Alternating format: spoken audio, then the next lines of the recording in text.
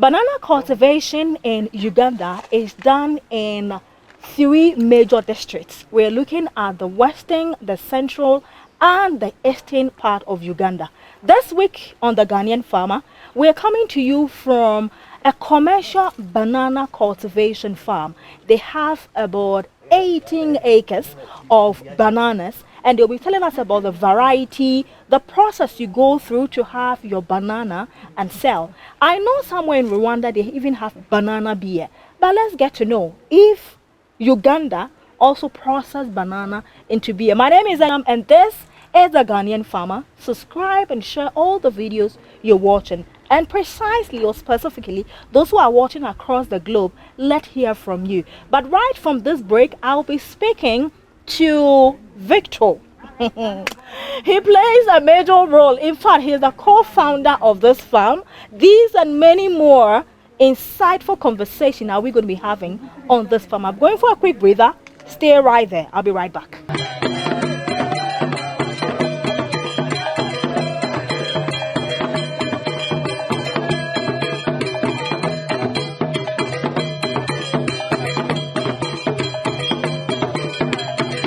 So if you're just tuning in, you're watching The Ghanaian Farmer, and standing next to me is Victor Chiborian. Ah, the name is big. I need to drink some coffee to be able to pronounce the name. But thanks so much for joining me, Victor. Thank you for How are you doing? To be with us. I'm doing good. Thank you very much for having us all the way from Ghana. We appreciate your time with us. It's a pleasure.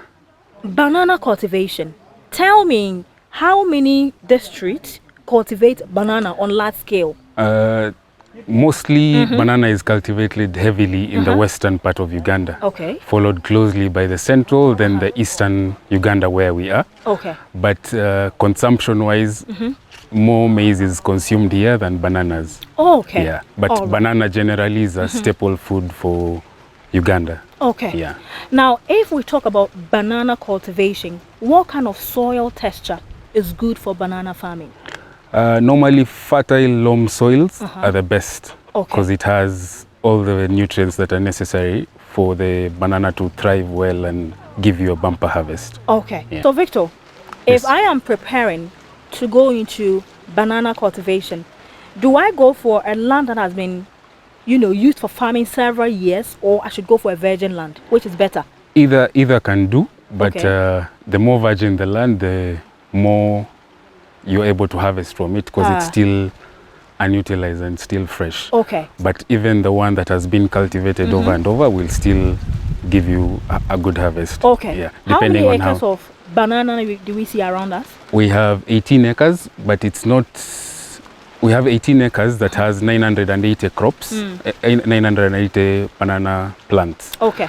But it's not spaced as it's supposed to be in the normal matoke garden. Okay. Because for us, we planted banana as a shade crop to provide shade for the coffees that we have on the farm. Okay. Yeah. So when I have either a land that has been used for several times or a virgin land, what process, land preparation, do I go through before I introduce my suckers?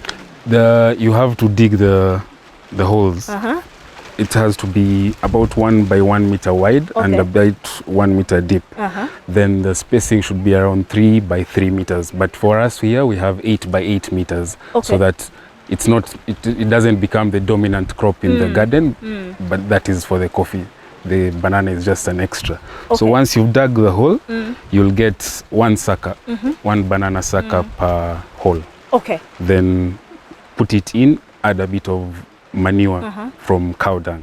Yeah. Okay. Yeah. Now, does it mean that I'm trying to get something? Does it mean in Uganda you people don't use tractor to plow your land before you start your farming? For this particular crop, you don't need to plow the whole land, because if you plow this whole land, yet you're only putting the banana here only, the rest of it you're exposing the soil to the elements. Oh, okay. Yeah. Okay. So usually you just prepare where you're supposed to put the plants. Yeah. Okay. Yeah. But in total, how many banana plants do you have on this 18? 980. 900. That's what we planted. But now, as you see, yes, each hole now, we planted only one, but now there are 3. We try to keep it a minimum of 3. Okay. so that when it puts the way it has put the banana itself, it gets enough nutrients to feed it and make it grow big. Okay. Yeah. What time of the year is best to plant your banana? During the rainy season. That's between March and April, or the late season of September, November, October, September, November. Right. Yeah. Do you plant seed or you plant suckers? We plant the suckers. Like for now, for us, we transferred the suckers from one of our other plantations where it's only bananas growing. Yeah, just next to this coffee plantation. So it means you don't buy the suckers? We don't buy. Okay. Yeah. What variety of bananas do we have here? This is the normal matoke that is cooked. Okay. Yeah. Is what? Cooked. You prepare it. These Uganda people. Banana that we have been eating in Ghana with groundnut, they are cooking here. Okay. Yeah, you cook it. Either you boil it and mash it. Okay. It becomes like mashed potatoes, but that's now what is called matoke. Is that how you eat it here? Yeah. Okay. All right. So, what variety of bananas do we have here? We have the normal matoke that is cooked, is prepared as a main meal. Okay. Yeah, but the way you prepare it, you can either smash it and eat it the way you eat fufu in Ghana. Ah, fufu in Ghana is cassava and plantain. Yeah. Boom, boom, boom. This one. All right. So, tell me, how long does bananas take to mature? These ones here have now been, this is about 16, 18 months. Okay. Yeah. Now we are harvesting. You started harvesting already? Yeah, we're already harvesting. Okay. Yeah. Now, when you plant your baby suckers, what do you do to keep it healthy and make it start producing, you know, the bananas that you're expecting? Keep the number of suckers that pop up on a minimum. Okay. Add animal manure. Yes. As frequent as possible. Then make sure that you use a clean panga to do the pruning so that you don't spread the disease from one plant to another. Okay. Yeah. I see. Okay. So between that month, whilst waiting for harvest, at what stage do you see the banana, you know, bringing out, I don't know what they call that. Is it flowers before the banana starts coming out? The head like yes. At what time of the growth process does you see this coming? That's about a year into the growing, after you put down the sucker. Okay. Yeah. All right. Yeah. Now you keep mentioning manure, which is cow dung. Yeah. How do you introduce the cow dung to the plants? Is it before the planting or after the planting? Before the planting, and after you've planted it, you keep topping it up. The normal way you put top dressing on coffee or other plants, you keep topping it up. So how do I do it? Do I spread it around? You spread it around where? Just around the roots here.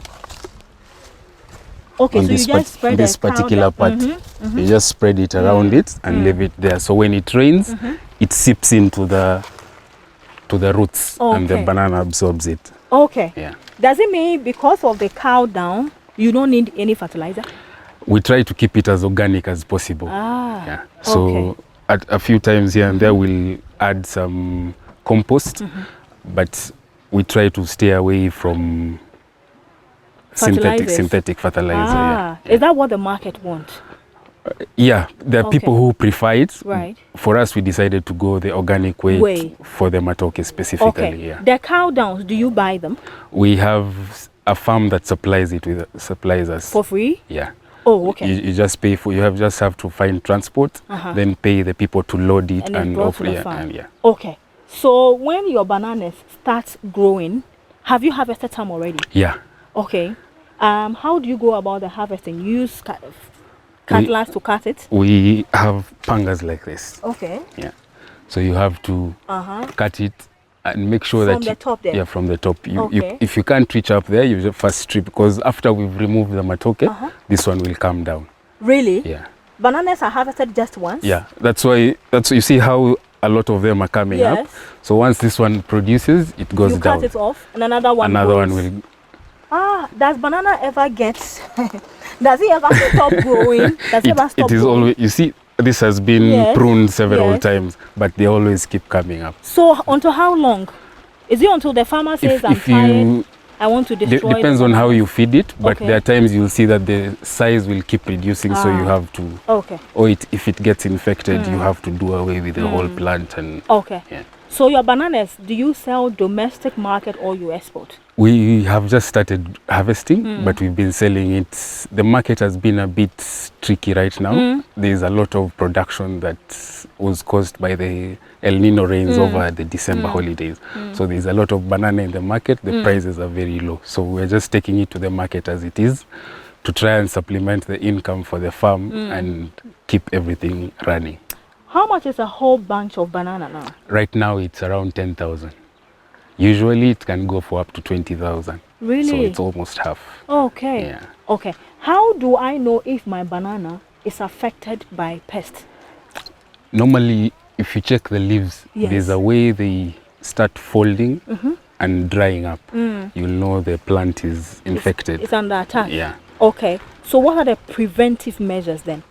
Normally, we recommend using, if you're using one panga like that, use it for the bananas only. Okay. And if you use it on a plant that is infected, you have to disinfect it in jik. Okay. Or throw it away and get another panga. Okay. So that it's not transferred. And once the plant is infected, you just cut it off. Cut it down, plant another one. Okay. Yeah. Aside banana plants or trees that give shade to coffee, which other plants can you use for shading? Trees. We have several types of trees that we planted. There's one called Gravelia. Okay. There we have some vule trees that have been here since the farm started. There's that one, and there's another one over that side. Yeah. Okay. As a farmer, is banana cultivation expensive?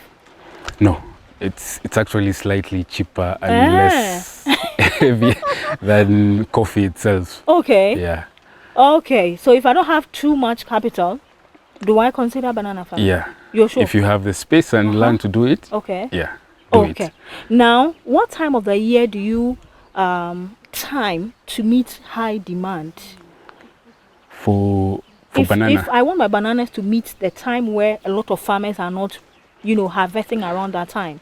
Off season. Yes. That means during dry season. Okay. Yeah. That would be the best time That's to the be best time. harvesting. Yeah. Okay. But that means for you to harvest during the dry season, that means you'll have to have irrigation on the farm so that you can be producing all year round. Okay.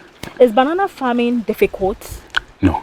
Okay. The most, I think, labor intensive thing is pruning, because you have to keep going around pruning to keep the suckers to a minimum so that the crop and produce a bumper harvest. Okay, so how often do you do the pruning? I mean, how often do you go around? Daily. Considering the number of plants that we have to go around, because by the time you start on the upper side, by the time you reach the 18th acre, the other side has started growing. And now considering with the coffee, and we also have to weed the land, it's a continuous work process. Day in, day out, day in, day out. All right. And so when you cut down this after harvesting, what becomes of the sucker? Compost. We just leave it there, it decomposes, then we spread it out to the coffee next to the bananas, decomposes. Really? Yeah. Okay. So viewers, you're still watching The Ghanaian Farmer. My name is Enyonam, and standing next to me is Victor. The other name, I'll have to drink coffee before I'm able to mention it. So I'm going for a coffee break as we find ourselves in a coffee farm versus banana. Well, this banana, I'm told I have to do other things to it. I'm going for a break. I'll be back for us to wrap up all on banana cultivation. I'll ask Victor, if I'm coming to farm in Uganda, what would he advise me to go into? I'll be right back after this. Stay tuned.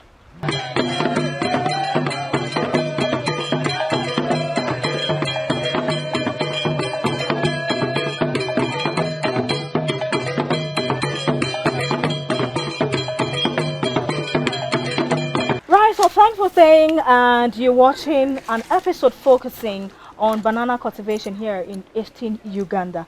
And the co-founder of this farm is enlightening me more about banana farming here in Uganda. Now, Victor, when my banana is getting ripe, how do I know? You check on the head. The size, when you monitor the size of the banana, yes, you notice the maturity and the skin of the banana itself. Okay. Yeah.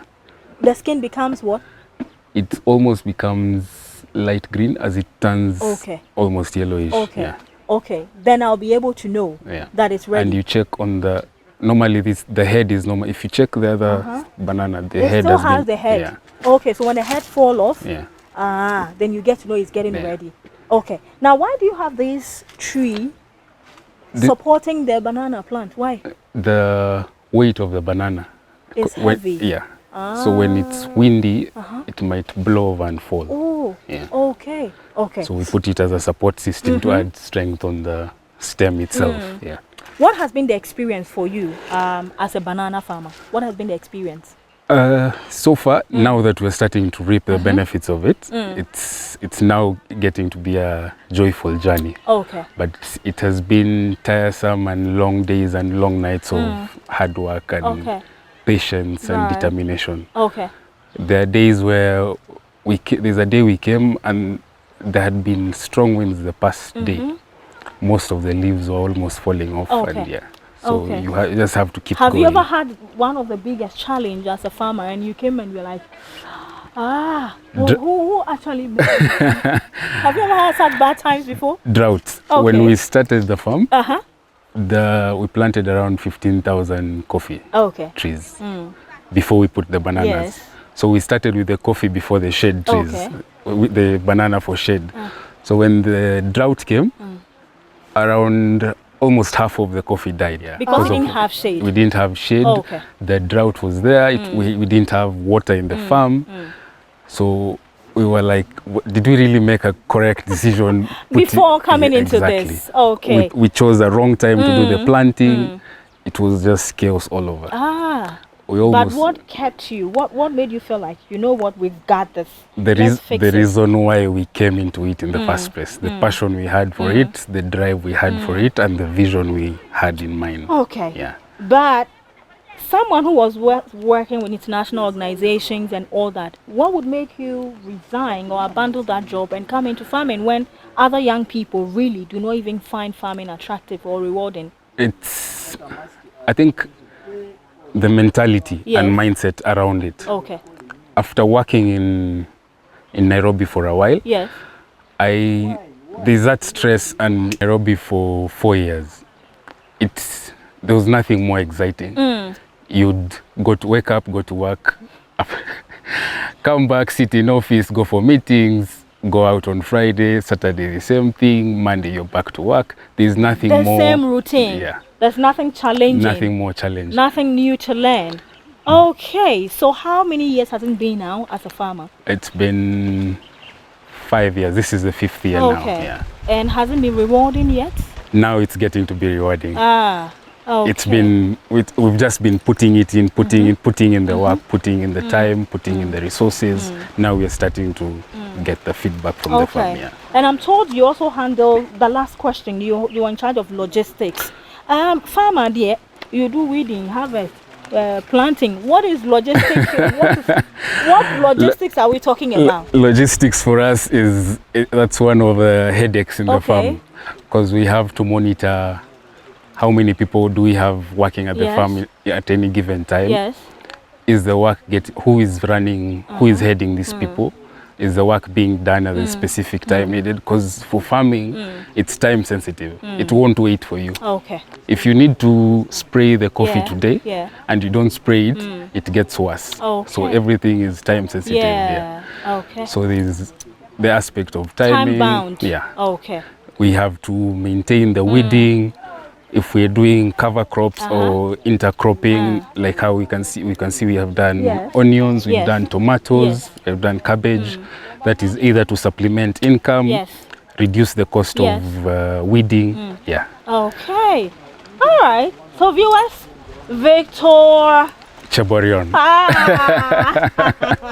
Victor Chaborion. I hope I got it right. But this has been the Ghanaian farmer. Now, one last, if an investor is coming to Uganda for purposely farming, what would you advise he or she look at? Quick. Coffee. It seems coffee is the gold mine. Why coffee? Why coffee? What kind of coffee precisely? Arabica coffee. Arabica coffee. So that's it. If you're looking forward to come to Uganda, for farm investment, you want to look at the area of coffee plantation. And these are some of the guys you should be looking out for. Thank you very much. It's been a pleasure. So you know what you're going to do for me? You take me around and show me some of the bananas that are ready. Since, poor me, I thought it's the one you can just peel and eat. But this one I have to go and boil.